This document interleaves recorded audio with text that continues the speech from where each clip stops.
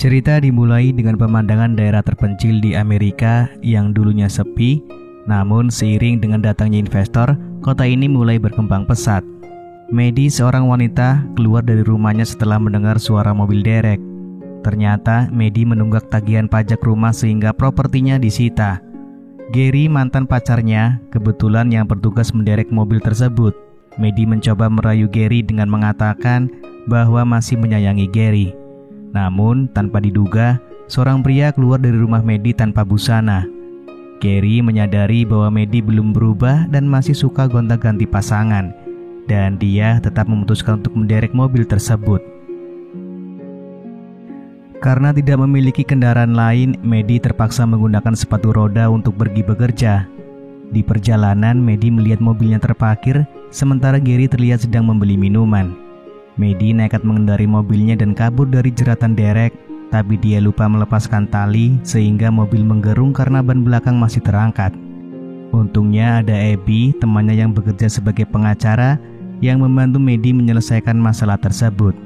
Namun Abby memberi peringatan bahwa jika Maddie berulah lagi, maka SIM-nya akan dicabut. Maddie bekerja di sebuah kafe di pinggiran pantai dengan teman kerja bernama Sarah dan suami Sarah yaitu Jim. Maddie curhat tentang masalah pajaknya yang menunggak dan Sarah memberitahu Maddie tentang lowongan pekerjaan yang menarik. Sebuah keluarga kaya membutuhkan wanita muda untuk berpura-pura menjadi pacar anak mereka. Jika Maddie berhasil, dia akan mendapatkan sebuah mobil klasik mahal sebagai imbalannya. Keesokan harinya, Maddie menggunakan sepatu roda untuk ke rumah keluarga tersebut. Pasangan suami istri yaitu Ellison dan Lert mempersilahkan Maddie masuk, tetapi setelah Maddie membahas umurnya yang sudah 32 tahun, keluarga tersebut menjadi ragu. Maddie menjelaskan bahwa seorang anak berusia 20 tahun mungkin tidak dapat diandalkan dalam pekerjaan ini. Sementara dia sendiri sudah berpengalaman dan yakin bisa merubah pandangan hidup anak mereka. Lert menjelaskan bahwa putra mereka yaitu Percy sangat introvert, cenderung bersikap pemalu, dan sering menghabiskan waktu bermain game di dalam kamar. Meskipun Percy memiliki keahlian bermusik, sifat pemalu membuatnya enggan tampil di depan umum. Maddie kemudian bertanya apakah Percy harus melepaskan status bujangnya, dan keluarga Lert menjawab dengan pasti iya. Mereka berharap bahwa dengan begitu, Percy tidak akan lagi merasa takut dengan lawan jenis. Namun mereka meminta Maddie untuk merahasiakan rencana ini dan membuatnya terlihat alami. Keesokan harinya, Maddie datang ke tempat kerja Percy dengan penampilan semenarik mungkin. Percy terkesan dengan kecantikan Maddie dan Maddie berpura-pura ingin mengadopsi anjing. Percy memperkenalkan anjingnya yang bernama Milo. Namun sebelum Maddie bisa mengadopsinya, Percy mengajukan beberapa pertanyaan. Di ruang lain, Maddie berusaha duduk dekat dengan Percy, tetapi bangku yang kurang tinggi membuat Percy mulai merasa heran dengan kelakuan Maddie. Maddie tidak menjawab pertanyaan Percy dengan serius, sehingga Percy memutuskan untuk tidak memberikan izin adopsi. Percy kemudian meminta izin untuk pulang lebih awal kepada temannya yang bernama Kripsin. Maddie dengan inisiatif mengajak Percy pulang bersama, dan untuk itu Maddie meminjam mobil Jim. Meskipun Percy awalnya menolak diantar pulang, Maddie mengangkut sepeda Percy sehingga akhirnya Percy terpaksa ikut. Di dalam perjalanan, Maddie berbicara kepada Percy dengan bercanda bahwa mereka sedang dalam penculikan anak. Percy panik terutama ketika mereka melewati jalur yang tidak menuju ke rumahnya. Percy berusaha meminta tolong melalui pesan, tetapi handphonenya direbut oleh Maddie. Setelah selesai membawa Percy ke rumahnya, secara tak terduga Percy menyemprotkan merica ke wajah Maddie, membuatnya histeris karena matanya pedih. Namun, Percy sadar bahwa Maddie sebenarnya tidak menculiknya, dan sebagai permintaan maaf, Percy mengajak Maddie untuk bertemu lagi nanti malam. Pada malam harinya, Maddie menunggu kedatangan Percy. Percy tiba dengan setelan jas tapi memakai celana pendek yang kocak. Saat pelayan menanyakan pesanan, Percy memesan susu soda, tetapi Maddie memaksa Percy untuk memesan minuman beralkohol. Akibatnya, karena tidak terbiasa, Percy malah memuntahkan minuman tersebut. Beberapa saat kemudian, mantan pacar Maddie bernama Travis datang. Dia menyombongkan cincin pernikahan di depan Maddie mengingat masa lalu Maddie pernah meninggalkannya. Travis memberi peringatan kepada Percy untuk berhati-hati dengan wanita di depannya, menggambarkan Maddie sebagai wanita nakal yang suka pergi tanpa pamit. Setelah Travis pergi, suasana menjadi canggung. Maddie mengajak Percy pindah ke tepi pantai yang lebih sepi. Di sana, Maddie memaksa Percy untuk menemaninya berenang di laut, namun Percy menolak karena sudah malam. Maddie mulai beraksi dengan melepas pakaian dan berenang di laut. Melihat pemandangan itu, Percy tidak bisa menolak dan ikut berenang. Beberapa saat kemudian, 3 orang pemuda mabuk datang dan membuat onar dengan mengambil pakaian Maddie dan Percy. Meski sudah diperingatkan, mereka malah meledek dan pergi dari pantai. Maddie tidak tinggal diam dan mengajar mereka satu persatu hingga mereka kapok dan melarikan diri. Maddie kembali ke laut dan mengajak Percy bermain futsal di dalam air. Namun Percy menolak karena dia belum begitu mengenal Maddie. Maddie marah mendengar alasan tersebut dan bergegas menaiki mobil. Karena handphone Percy masih di dalam mobil, dia naik di kap depan dan meminta Maddie membiarkannya masuk. Maddie yang kesal langsung menancap gas, sementara Percy bertahan di depan. Masalah semakin rumit ketika Maddie melanggar batas kecepatan dan dikejar oleh polisi. Takut jika SIM-nya dicabut, Maddie memacu mobilnya secepat mungkin ke arah perlintasan kereta api.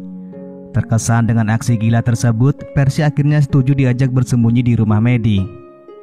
Di sini Maddie mencoba menggoda Percy dengan jogetannya, namun saat aksi keduanya memanas, punggung Percy malah gatal. Setelah diperiksa, ternyata Percy mengalami ruam kulit. Kegiatan bermain futsal malam itu pun batal karena Maddie harus mengobati Percy. Mereka pun kemudian berbincang tentang trauma masing-masing. Ayah kandung Maddie tak pernah pulang karena sudah menikah lagi dan tak pernah membalas surat. Maddie bertahan di rumah yang hampir tergusur sambil menunggu kepulangan sang ayah. Sementara itu, Percy pernah mengalami bullying dari teman sekelasnya, sehingga akhirnya dia memutuskan untuk menjadi pendiam. Momen tersebut membuat keduanya semakin akrab dan Percy mengajak Maddie untuk berkencan lagi besok. Keesokan harinya di pantai, mereka seru-seruan dengan membawa Milo dan anjing lainnya, lalu melanjutkan hari dengan bermain basket dan tembak-tembakan di Thameson. Sampai akhirnya keduanya diusir dari mall karena berbuat curang. Percy memberikan hadiah topi minuman kepada Maddie, membuat Maddie senang. Keberhasilan kencan ini membawa Percy jatuh hati pada Maddie dan dia dengan antusias mengajaknya kencan lagi besok. Di keesokan sorenya, saat mereka bertemu dengan Jody, pengasuh Percy saat masih kecil, Jody mengancam akan bertindak jika Maddie menyakiti Percy. Namun, Maddie dengan tegas menyatakan bahwa Percy bukan lagi urusan Jody karena Percy sudah bukan anak-anak. Keesokan paginya, seseorang datang untuk menawar rumah Maddie dengan harga yang tinggi. Meskipun tawaran menggiurkan, Maddie tetap bertekad mempertahankan warisan almarhum ibunya dan mengusir orang tersebut. Di malam hari, Maddie dan Percy melanjutkan kencan mereka.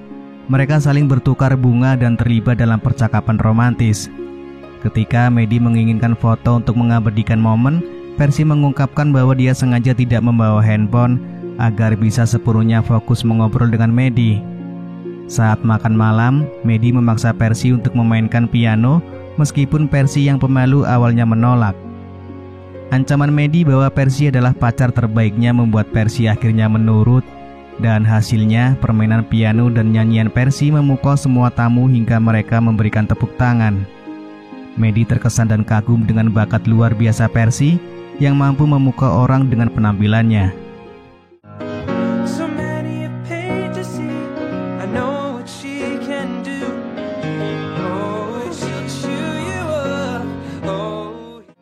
Belum juga kembali duduk, seorang temannya yang bernama Natalie datang untuk memberikan pujian atas penampilan gemilang Percy. Natalie mengajak Percy ke sebuah pesta malam itu dan tampaknya mengabaikan kehadiran Maddie yang ikut bersamanya. Setelah Natalie pergi, mereka kembali berdua dan Percy menyampaikan rencananya untuk secara rutin bertemu dengan Maddie saat liburan setelah kuliah. Namun, Maddie dengan tegas menolak ide tersebut, menciptakan kebingungan dan sedikit kekecewaan bagi Percy. Tanpa banyak penjelasan, Percy meninggalkan Maddie yang kemudian mengikutinya ke dalam mobil. Di dalam mobil, Maddie mencoba menjelaskan bahwa dia hanya ingin menjaga hubungan mereka realistis. Namun, Percy mengabaikannya, bahkan mengambil sebotol anggur sebelum pergi ke pesta yang telah disebutkan Natalie. Setelah menunggu beberapa menit, Maddie memutuskan untuk masuk ke pesta dan mencari Percy. Namun, ia dihadang oleh beberapa remaja yang meragukan kesesuaian umurnya dengan pesta tersebut. Tanpa putus asa, Maddie akhirnya menemukan Percy dan Natalie berduaan di kamar. Maddie dengan cepat masuk dan menghentikan kegiatan mereka. Beruntungnya, Percy hanya mabuk berat dan tidak mampu bergerak dengan leluasa.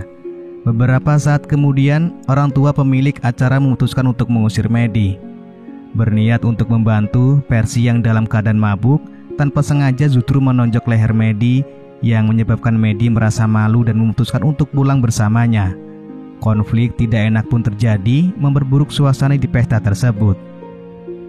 Saat dalam perjalanan, Percy menyatakan kesiapannya untuk bermain futsal dengan Maddie. Saat itu, Percy juga mengungkapkan perasaan cintanya. Maddie merasa panik, memutuskan untuk menghentikan kegiatan tersebut dan langsung pulang. Keesokan harinya, saat sarapan, Percy memberitahu orang tuanya bahwa dia sudah memiliki pacar, yaitu Maddie. Meski orang tuanya tidak terkejut karena hubungan itu telah direncanakan sebelumnya, Percy mengejutkan mereka dengan keputusannya untuk tidak melanjutkan kuliah dengan alasan Maddie tidak dapat bepergian jauh. Sang ayah yang kesal menegaskan bahwa Percy harus tetap kuliah. Namun Percy mempertahankan keputusannya, mengklaim bahwa dia sudah dewasa dan meminta orang tuanya menghormati pilihannya.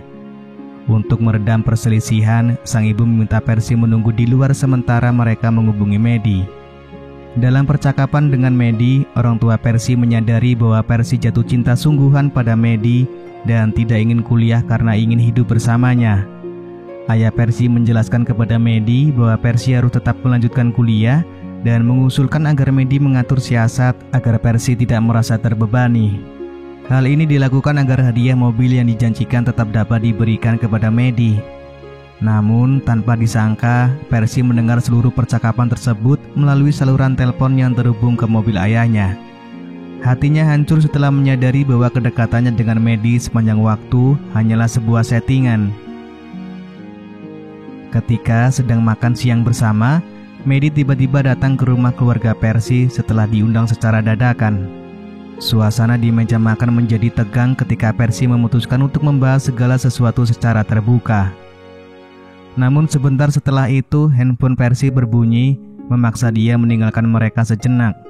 Ternyata Kripsin sudah menunggu di luar, dan Percy lalu mendorong mobil hadiah untuk Maddie ke dalam hutan. Dia merusak mobil hadiah untuk Maddie dengan cara ekspresif, mengekspresikan kekecewaannya hingga atap mobil rusak akibat tertimpa pohon. Setelah insiden tersebut, Percy kembali ke Maddie dan meminta dia untuk jujur tentang motif sebenarnya dalam mendekati Percy. Namun di sini Maddie mencoba mengalihkan perhatian dengan ajakan bermain futsal dan Percy pun mengiyakan ajakan tersebut. Namun permainan itu berakhir singkat ketika Percy muntah terlebih dahulu sebelum bola masuk ke gawang Maddie.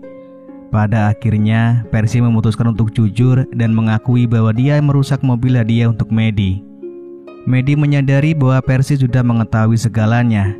Dalam percakapan itu, Maddie meminta maaf, mengungkapkan bahwa semua tindakannya dilakukan untuk mempertahankan rumahnya dan mendapatkan uang. Percy sambil menyatakan pemahamannya, menyampaikan bahwa Maddie seharusnya tidak terus terjebak di lingkungan tersebut dan menunggu ayahnya pulang untuk meminta maaf. Percy menyarankan agar Maddie mencari kemajuan yang lebih besar di luar sana. Setelah melakukan pertemuan penting dengan orang tuanya, Percy dengan tegas meminta pembebasan, menunjukkan bahwa ia telah dewasa dan mampu mengurus dirinya sendiri. Orang tua Percy setuju dengan keputusannya dan Percy kembali pada kegiatan awalnya sebelum mengenal Maddie. Sementara itu, Maddie giat bekerja untuk mengumpulkan uang, bahkan kembali menarik taksi online meskipun atap mobilnya masih rusak. Beberapa bulan kemudian, Maddie berhasil mencapai target tabungan untuk melunasi hutang-hutangnya. Saat merayakan keberhasilannya bersama Sarah dan Jim, Maddie mendapatkan kabar bahwa pasangan itu akan pindah ke Florida setelah anaknya lahir disebabkan oleh harga rumah yang tinggi di daerah mereka. Sarah menyarankan agar Maddie juga mencari kebahagiaan di tempat lain mengingat situasi di daerah tersebut. Keesokan paginya, Maddie mencari Percy di berbagai tempat dan Allison memberitahu bahwa Percy sedang ke kampus untuk mengurus berkas. Maddie pergi ke sana untuk menemui Percy, tetapi Percy yang masih kesal terus menghindarinya. Saat Percy masuk ke mobil, Maddie naik di depan dan menyatakan bahwa persahabatan mereka nyata. Namun Percy tidak mendengarkan dan terus mengendarai mobil hingga ke pantai. Kelakuan mereka membuat orang-orang heran dan akhirnya Maddie terbakar setelah menabrak pemanggangan. Percy segera menyelamatkan Maddie dan disinilah Maddie meminta maaf karena telah menyakiti perasaan Percy. Mereka kemudian berpelukan dan menikmati suasana sunset. Maddie menyatakan niatnya untuk menjual rumahnya dan pergi ke California, sementara Percy melanjutkan kuliah sesuai keinginan ayahnya. Mereka membuat janji untuk tetap berteman selama-lamanya. Lalu film pun selesai.